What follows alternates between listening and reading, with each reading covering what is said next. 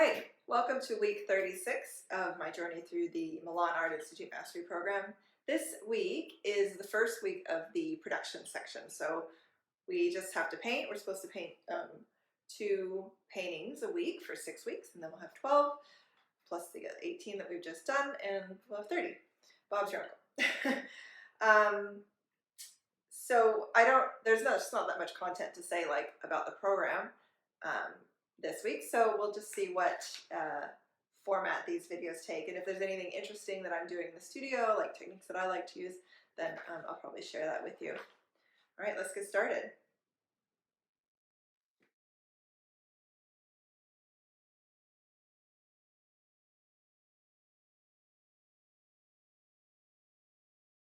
Okay, so I thought I would do some gold paint scrapes on this piece, so I thought I would just show you how I do it. This is the gold sizing that I use, and I've got a little card.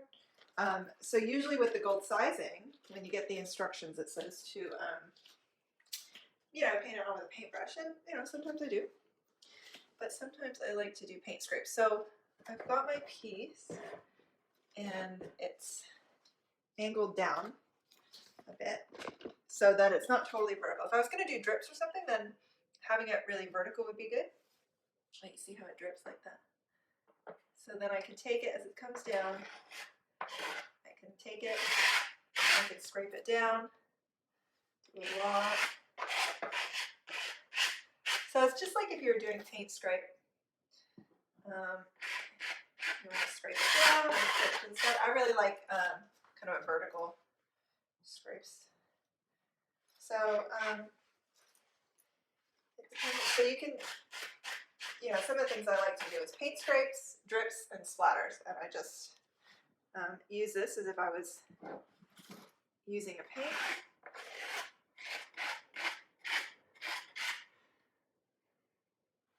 And so you want to let that dry. Maybe I'll do a little bit of splatter also. So there we go. And so let me put that flat.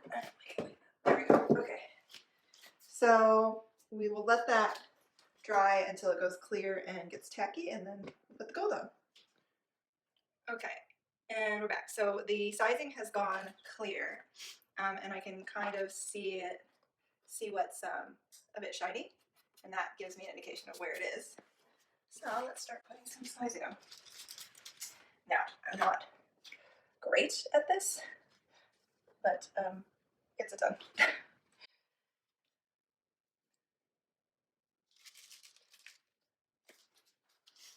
like to cut it up so that I don't have to put the whole sheet on. Let's do that. Let's get my brush. So I like to put it down and then see where it sticks, and then grab the excess.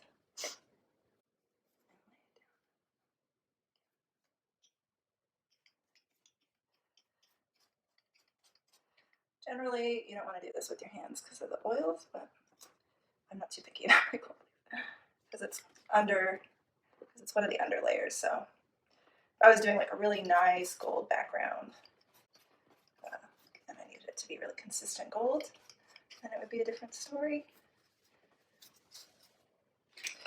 Let's do that's like a pink splatter. I don't know if you can see this. Let me see.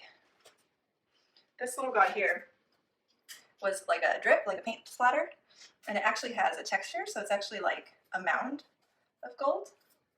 So that's one of the things that I really like about these paint splatters, is they're not just a flat sort of gold dot, but it actually has a texture. So that's all I do. I just put it on, and then once I've got it all on, I'll kind of rub my hand over it and see if there's any more sticky places that I've missed.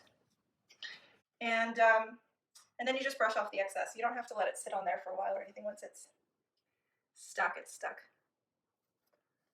But I will either go outside to brush off the excess, or I do it very carefully over a bin because I don't want to make a big mess. and it is a big mess.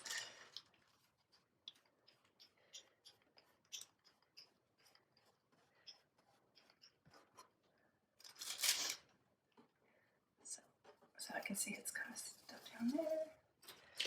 And kind of looking at it at an angle.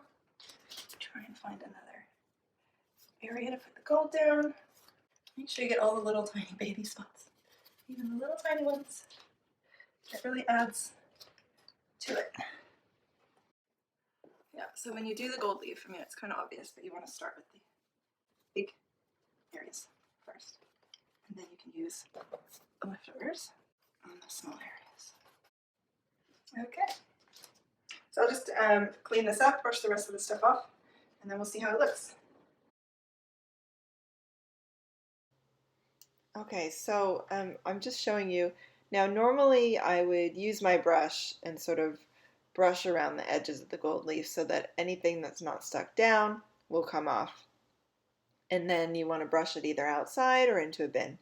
Sometimes I use a vacuum cleaner.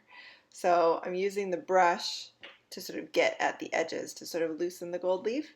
And then once it's loosened, the vacuum cleaner sucks it up. So that's kind of one way that I do it that keeps things a little bit tidy. It may not be great for your vacuum cleaner, but so far nothing bad has happened. So here you can see this is what the paint scrape looks like, and you can see all these sort of details here. You get a really detailed edge. It doesn't just sort of turn into like a blob shape. And then these are, oops, there's my finger. These are the splatters. So because I tilted the panel up, they sort of dripped a little bit, but you can get these really tiny, tiny, tiny little splatters. And then you get the big ones that have like a bit of a texture. Actually, they're raised a bit. Anyway, okay, back to painting. Okay, and we're back. So these are my paintings for this week, and I had to do them all by myself, and there was no like other videos to watch, which was really nice to just be able to like be in my studio and just paint and have fun. I have been wanting to work larger, but there's a bit of a cash flow issue, and I am still waiting on some larger canvases to come through, so I just had to work on what canvases I had. So you've got, essentially what you have is kind of a break, and you've got 6 weeks just on your own to paint in the studio. And Ellie says, you know, if you do 2 paintings a week, that's 12 paintings plus the 18 that you've already done, so then you'd be on 30. So, but my personal goal is to paint $1,000 worth of artwork a week. So depending on what size, it would, you know, be 3 paintings or more, or 10 paintings or 1 painting. So, so this is my artwork for the week. I've got 3 paintings here, and they all start off with the same color scheme. I was really interested in working with like the fluorescent pink and getting it like really more kind of vibrant. And then they each kind of ended up a little bit different style. So I wanted this one to be a little bit more like a drawing, a little bit more sketchy. And then this one, this is like quite different from me. I don't usually sort of block out the background, but that's just sort of what it seemed to need because it was just really busy for kind of such a small piece. And I think having that really sort of just a block color background really draws your attention to the figure. And it's like not too distracting. And then this one was really fun. I kind of, you know, usually I render the hair, but this one I kind of went away from that, and I really enjoy that. I like sort of putting in the lights and darks and using stencils to do it instead of brushwork. And that kind of harkens back to my earlier work from before the program, where sort of the light and dark was just rendered in stencils and washes. So I really enjoyed this one. It's still a little bit wet. There's still some sort of sketchy, you can't really see it in the video, but when you see it up close, you can still see like the sketchy underpainting or the underdrawing that I did in Posca-Pen. So yeah, this was the first week of like production stage, and I'm enjoying this now. I think creating this much work sort of rapid fire it makes it a little bit more fun because you're not as precious about each piece, and you can kind of experiment a little bit with each piece but still sort of maintain your voice. And I really enjoyed it. And I didn't have all that pressure of like all the other stuff that you're supposed to be doing to just be like a better human being. So yeah, great. We'll see you next week. See what I come up with.